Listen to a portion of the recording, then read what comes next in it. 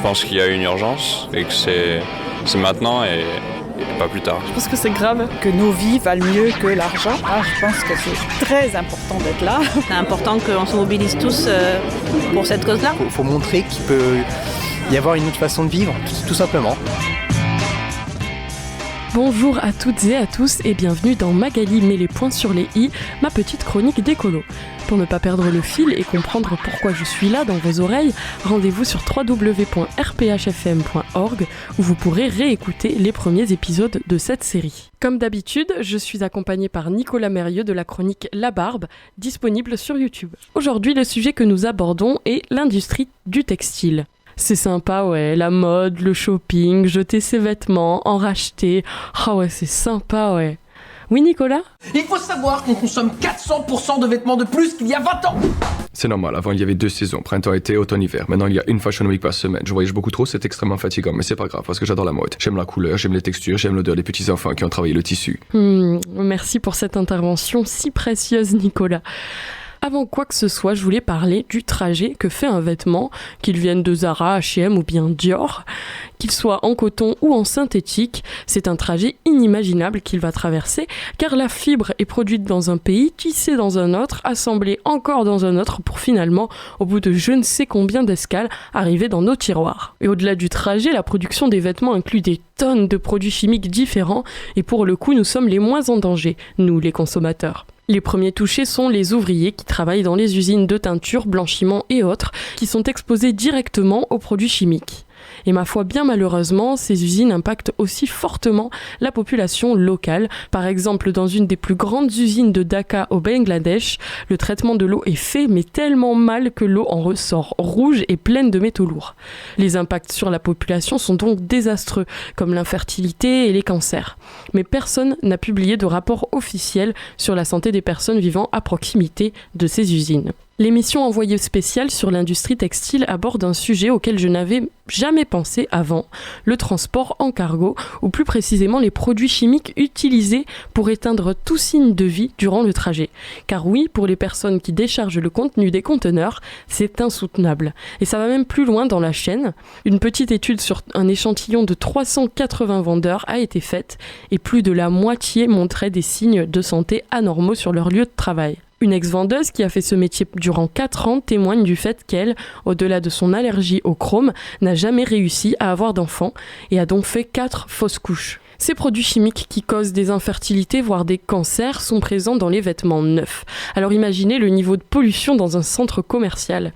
Pour notre santé, mon conseil est donc le suivant, lavez vos vêtements avant de les mettre ou bien n'achetez pas de vêtements neufs. Pour ce qui est de la légalité, évidemment, aucune loi n'oblige les entreprises à décrire le processus des teintures sur leurs étiquettes. On jette un petit coup d'œil aux matières tout de même.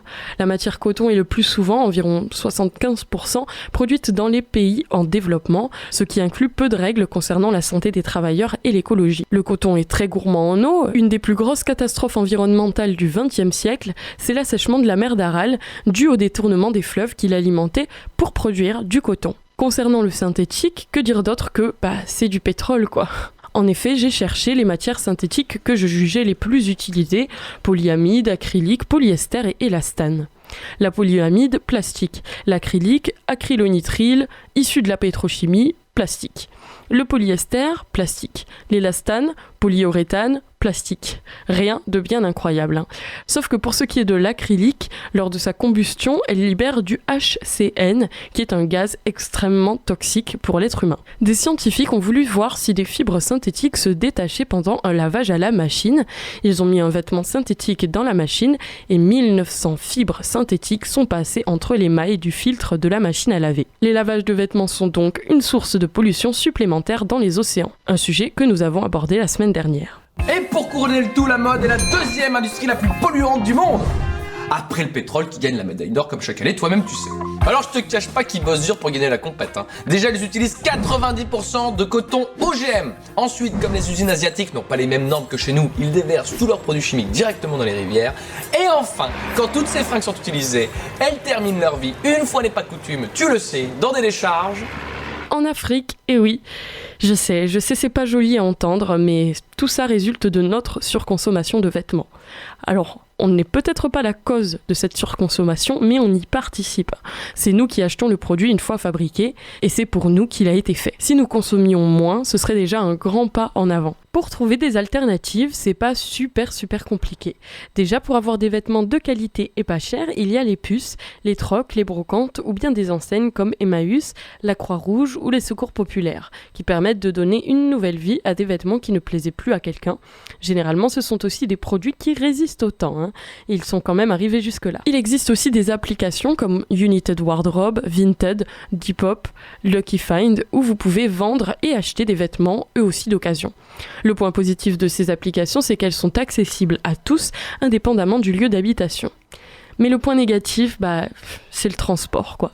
Sinon, si vous avez les moyens, certaines marques montrent l'exemple comme la Révolution Textile, Veja ou Maison Standard. La Révolution Textile est une marque qui fait preuve de transparence. Sur leur site, un grand nombre d'informations sont à la disposition de qui veut les voir, de la traçabilité à la certification. Ils vendent des pulls, gilets, t-shirts, écharpes, pochettes et bérets. Veja, elle, est une marque de chaussures uniquement. Sur leur site existe la catégorie projet, dans laquelle ils expliquent d'où vient le coton, le caoutchouc, leurs limites, et je crois même qu'on peut trouver le salaire moyen des fondateurs depuis la création de la marque. Leur particularité est qu'ils ne font pas de pub, donc aucun de leurs revenus ne va dans la publicité. La Maison Standard, c'est un peu pareil, les produits ne sont pas certifiés, mais la marque est transparente, comme pour la Révolution Textile, on peut trouver les lieux où sont produits les vêtements sur leur site. Ils produisent des vêtements et des chaussures. Qui sait, dans le tas, vous trouverez peut-être votre bonheur. Bon, malgré tout ce que je dis sur le fonctionnement actuel du système, c'est comme ça aujourd'hui et ça ne peut changer que petit à petit. Et d'ailleurs, ça se voit, ça bouge un peu, vous le sentez pas ? Et quand bien même si vous ne le sentez pas, ça bouge, je vous l'affirme. En attendant la prochaine chronique dans une semaine dans laquelle nous parlerons de la déforestation, je vous conseille d'essayer de consommer local, bio et de prendre le vélo.